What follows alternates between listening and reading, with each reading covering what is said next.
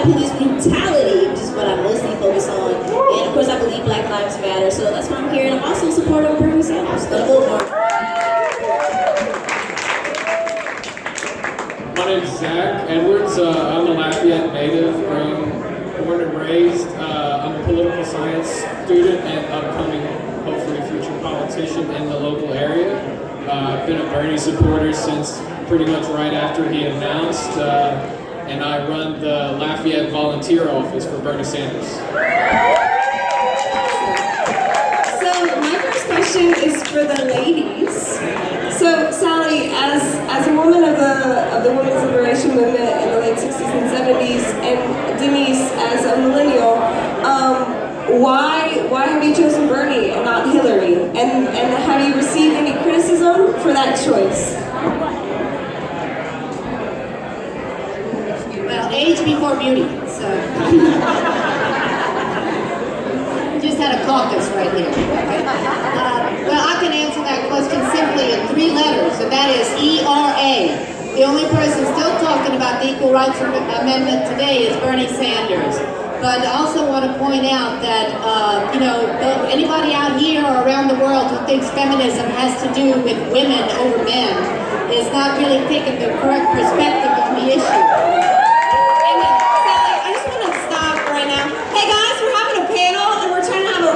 Conversation about what's at stake for you guys in the back of the bar. So if you guys want to take your conversations and maybe listen up here, we could all be in this together, because what we're saying is really, really, really important. And that's why we're here today. So back there, zip your lip or just come over here. Thank you so much. Sorry, Sally, I just had to stop. That's it. I was going to hand it over to Denise. Well, so I'm a millennial. I guess I'm about to be 29. I support Bernie over Hillary because I feel like he's less viable, if that makes any sense. Because Hillary's very polished. She's a polished politician. And so is Bernie. Like, they're both experienced, but I feel like Hillary can be bought more by larger entities, corporations, more so than Bernie. And I support Bernie over Hillary because he's actually addressed head-on the racial relations, situations, problems that we have in America. Because I know a lot of people shy away from that, like, oh, we don't want to talk about that, or let's sweep it under the rug and get back to the real issues. I guess you might have seen that video where the Black Lives Matter activists approached Hillary about saying that black children were super predators. So Bernie Sanders is addressing racial relations that we have in America because it's been an historic issue, but it's still modern, it's still relevant today because there are very clear divides culturally, socially, financially. And I haven't received much flack for supporting Bernie over Hillary. I haven't really received any issues with that. One more thing, I just want to say that when you think about feminist issues, y'all think about healthcare, think about mental health issues, think about equal pay for equal work, think about all those things that go to equality, which is what feminism is all about. So about 2 weeks ago in New Orleans, I got into pretty much a raging argument with a good friend of mine who's a strong Democrat, a woman, and she believed the only reason I was opposing Hillary Clinton was the fact that she was a woman. And I mean, I couldn't stand for that, and I finally told her, I said, look, the reason why I'm opposing Hillary Clinton is, first of all, I think she's on the wrong side of history from the corporate standpoint. Corporatism in America, Occupy Wall Street changed the conversation about fairness and who wins and who loses. But the other part is, I think she's a warmonger. I think she will be the Margaret Thatcher of the United States. She will have to prove to the right that she is strong, and she will use that to engage us into other military adventures that we can't afford, nor do we need. Scabbing onto that actually, Mike, but this is for the entire panel. Both Sanders and Trump are the only two in the race who are, at least on the record, questioning the U.S.'s self-assigned role of world police person. So realistically, what are the advantages of a global military drawdown, and what are some possible disadvantages? A global military drawdown, spending that money elsewhere, for instance at home. 57% of the budget is military expenditures. So the word is that we can't take care of ourselves, we can't We can't build our roads, rebuild our roads, we can't take care of our infrastructure, we can't afford to educate people, we can't afford to provide health care. We can bail out the banks that cost us $7 trillion, but we can't afford to send everybody to college. It is a matter of priorities. We have the resources, it's a matter of what we're going to spend it on. And you can look at history. Empires fall because they expend themselves trying to protect what they have in other parts of the world. And we are the world's largest imperial power right now. So let's talk more about then the benefits of infrastructure spending rather than so-called empire spending.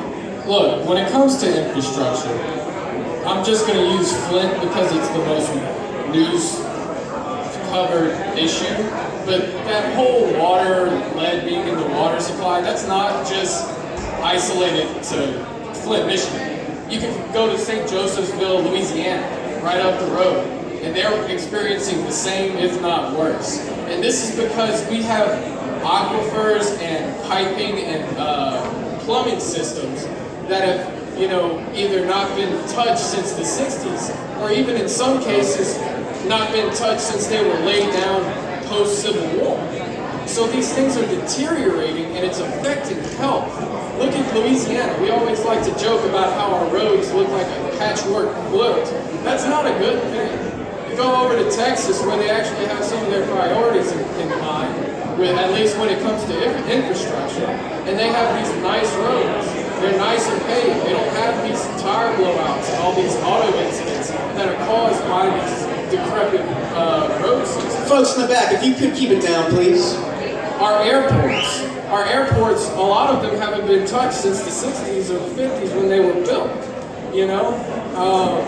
and that was one of the greatest achievements by the Roman Empire, and achieved them the greatest success was their great infrastructure system.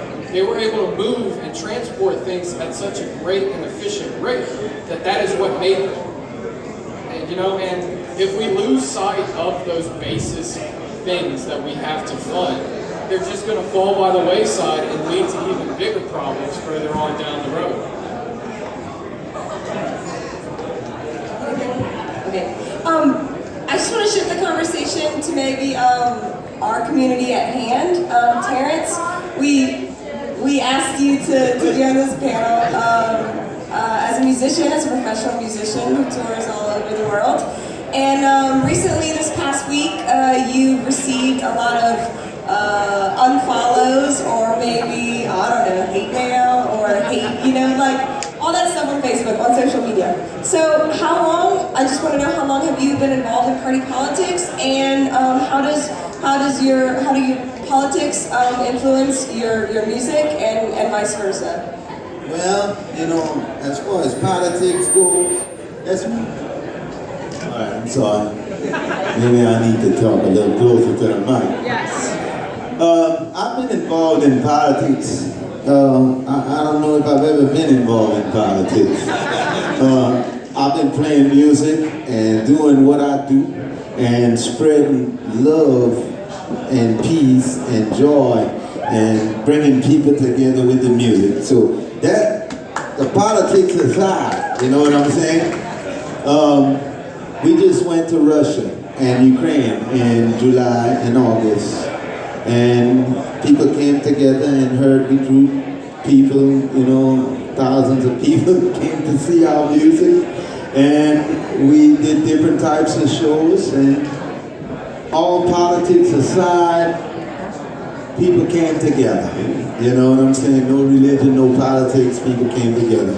But burn this message. I tell you what, we have so much waste in this country, and the Jeb Bush campaign is a good example, all right? $100 million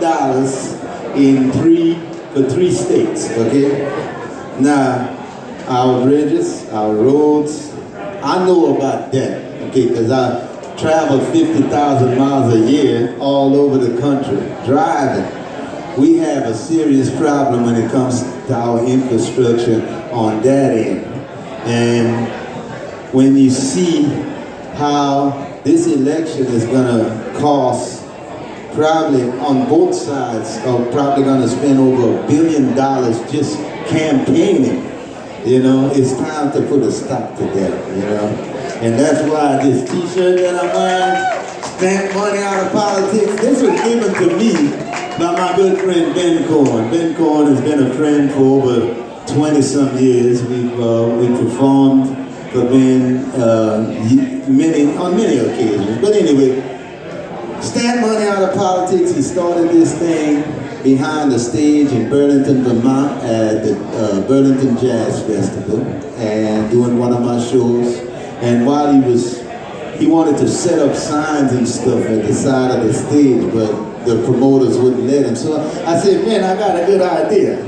Why don't you come on stage with me and I'll call you up on a song and bring your signs on stage. And we'll get in the center of the stage in the middle of my performance and stamp some money. And we'll get our message across like that. And that's what we did at the Burlington Jazz Festival in 2012. But anyway, I don't want to talk too much, but I think one of our biggest problems, okay, is the money in campaign.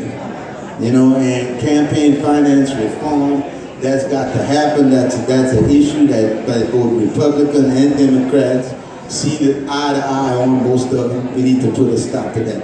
All right, that's me. Very good. Yeah, well, Mike, did you have something? I'm sorry. I want to say one thing. There's all forms of politics. Politics is the relation of power between people and groups. You are involved in politics every day, even if you never take part in an election. It's like the discussion the other night about the Mouton statue. That's politics. It's about whose narrative prevails. It's about whose vision of the community prevails. Now, terrorists and the issue of money is huge. That's what this campaign is about. Bernie Sanders has been talking about who's in control of politics since back in the 70s, before he even got elected to mayor of Burlington. It's very explicit today when you have Wall Street pouring hundreds of millions of dollars into super PACs to support not just Hillary Clinton, but other candidates in this race as well.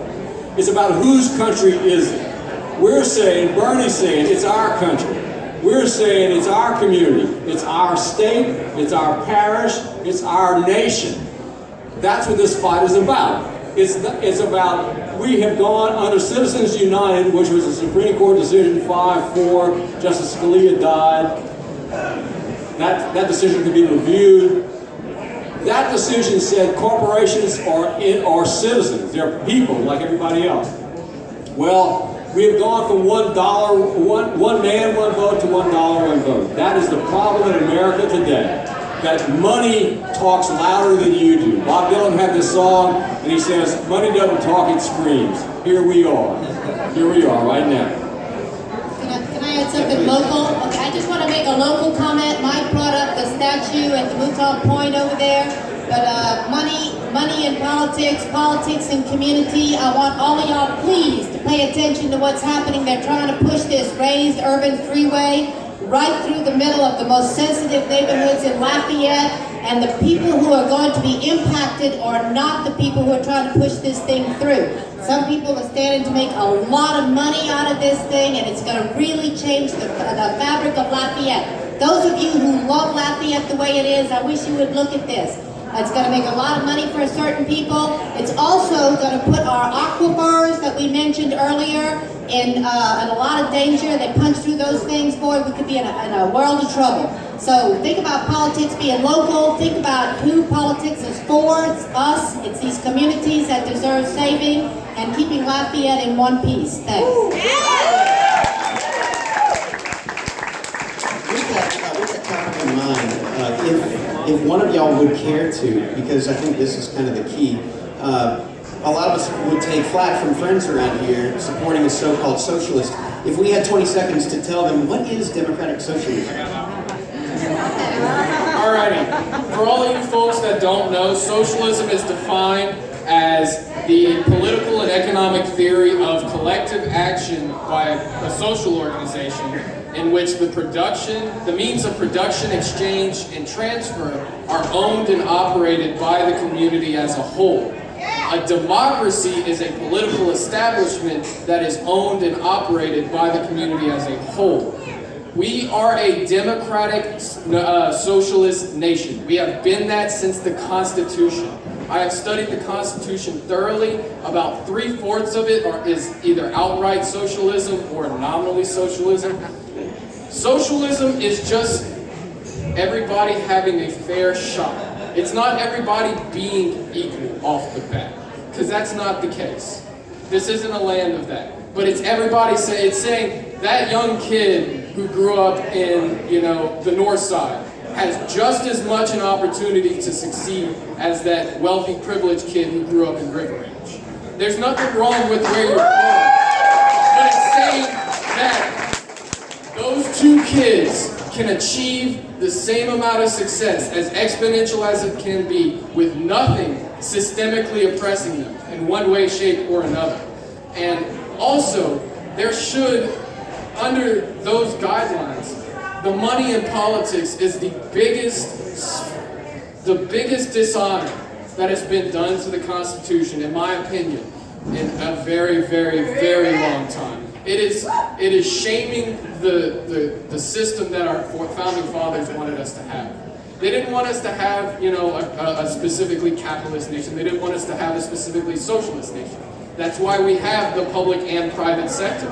It takes the best aspects from those two political ideas and economic ideals, and it makes this hybrid that is supposed to benefit the American populace as a whole. The public sector is supposed to allow those without privilege to enter and achieve success, whether it be public and private sector. You have people who have the same opportunities and the same programs. They have the same give and take. Then they can go on into that private sector or even into the public sector and achieve more success that wasn't there before, and that is taxed and put back into your public sector. The private sector is not meant to be on its own and to just make money for its own sake. It's there to provide help to everyone. And basically, I would just say that look up the definitions, do your own research, and that's it.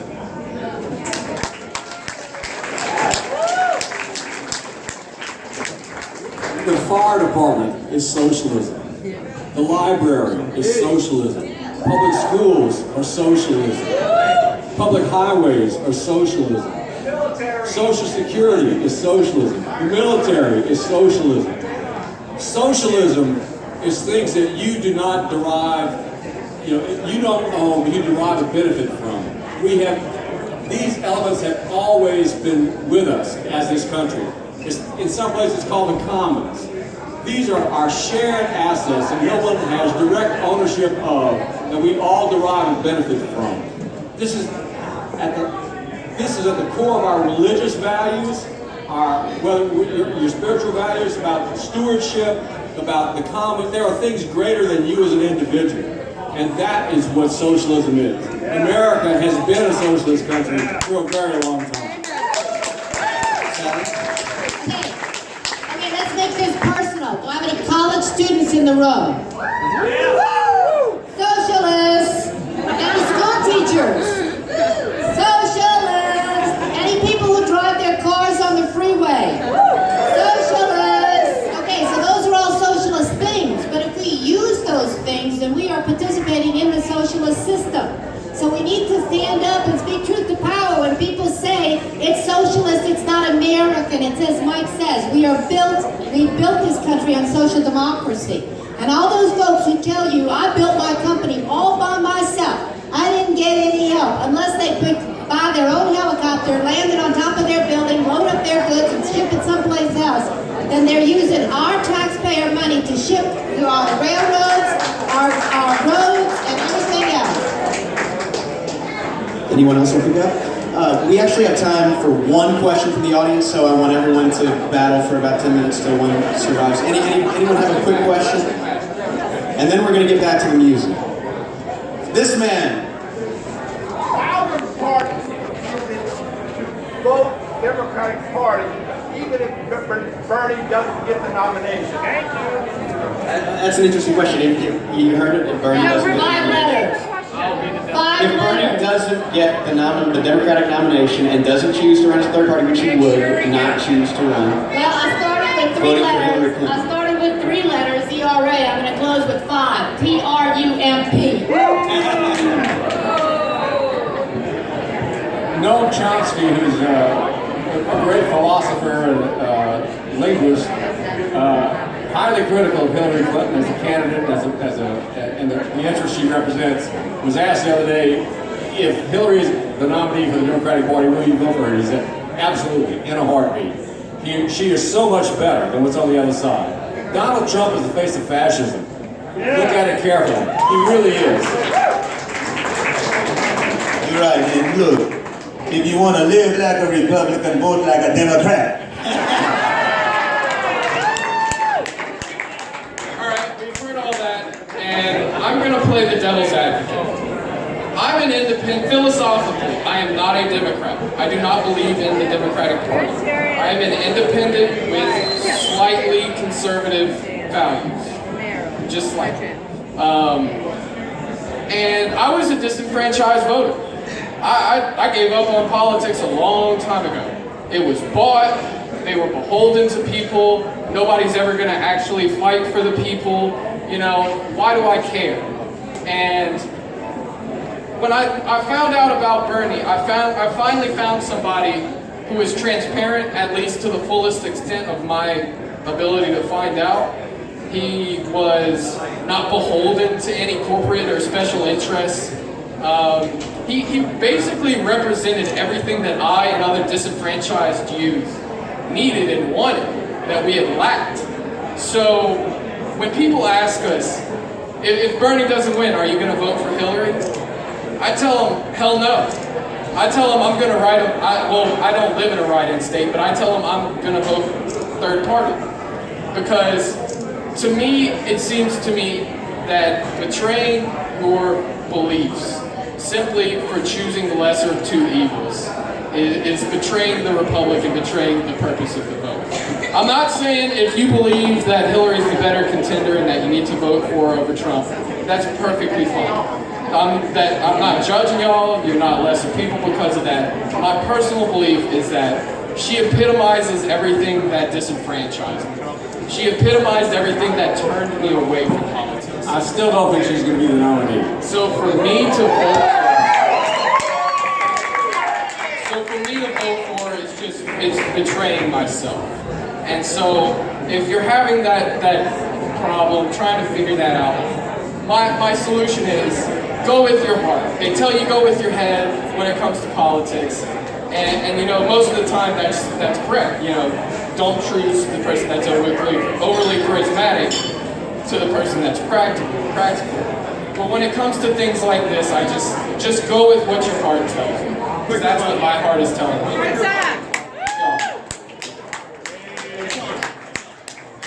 I have a follow-up to that.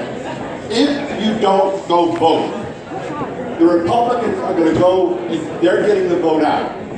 So if we don't vote as Democrats or someone who's been supporting Bernie, it ends up Trump getting elected because the Democrats didn't go vote because Bernie didn't get nominated, we're screwed. It's very important that we go vote. And everybody knows to go vote. Go Tom! It's so important to get everybody here to vote and everybody you know go vote. Yes. Please! Come on! I need this.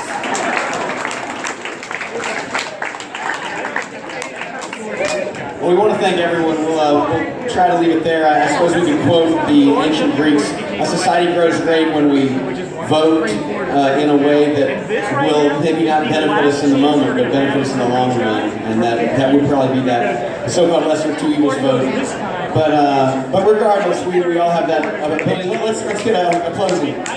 Yeah, please, Terrence. Peace, love, go vote. Amen. Thank you all so much. Thanks especially to the folks who Joshua Brown, who went out of their way to make this happen, and everyone that's here is fantastic. Stay tuned for some more fun coming right up.